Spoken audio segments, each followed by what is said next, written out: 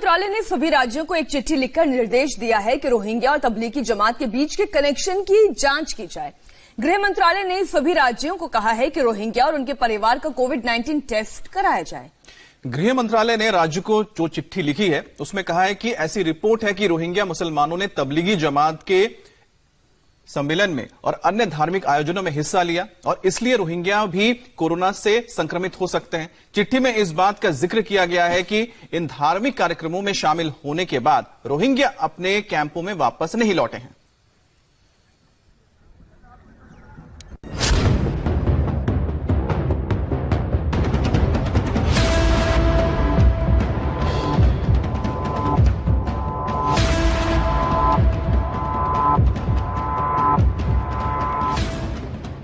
एक तरफ कोरोना का खौफनाक वार, ऊपर से तबलीगी जमात का शर्मनाक रवैया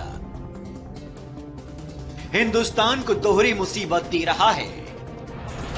जमातियों ने देश को जिस तरह से खतरे में झोंका है उसकी तस्वीरें रोज सामने आ रही हैं। सूत्रों के मुताबिक तबलीगी जमात का कनेक्शन रोहिंग्या मुसलमानों से भी है।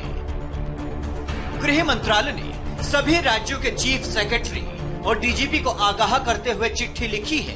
इस चिट्ठी में कहा गया है कि रोहिंग्या और तबलीगी जमात के बीच कनेक्शन की जांच की जाए।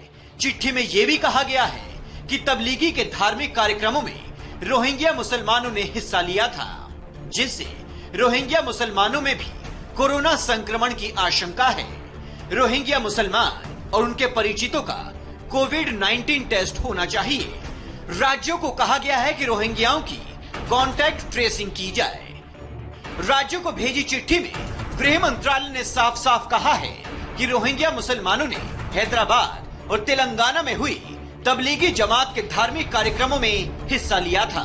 ऐसे में रोहिंग्या भी कोरोना वायरस से संक्रमित हो सकते हैं। गृह मंत्रालय के मुताबिक चिट्ठी में इस बात का भी जिक्र किया गया है कि दिल्ली के श्रम विहार और शाहीन बाग में रहने वाले रोहिंग्या निजामुद्दीन तबलीगी के धार्मिक कार्यक्रमों में शामिल हुए थे। उसके बाद से वो वापस नहीं लौटे हैं। इतना ही नहीं, पंजाब और जम्मू के रोहिंग्या कैंप में रहने वाले शरणार्थियों के भी तबलीगी के धार्मिक कार्यक्रमों में शामिल होने की जानकारी मिली है। एक तरफ जमातियों के रोहिंग्या कनेक्शन को लेकर केंद्र से लेकर राज्य सरकार अलर्ट है, दूसरी तरफ यूपी सरकार जमातियों पर एक्शन ले रही है। यूपी में कोरोना के केस 1000 के पास पहुंच गए हैं। इसमें सबसे बड़ा हाथ जमात का है। जमातियों पर एक्शन ले रही यूपी पुलिस ने एक बार फिर कड़ी चेतावनी दी है। कहा है जमाती खुद सामने आ जाएं, मेडिकल टेस्ट कराएं। अगर वो खुद सामने नहीं आए तो कानूनी कार्रवाई होगी।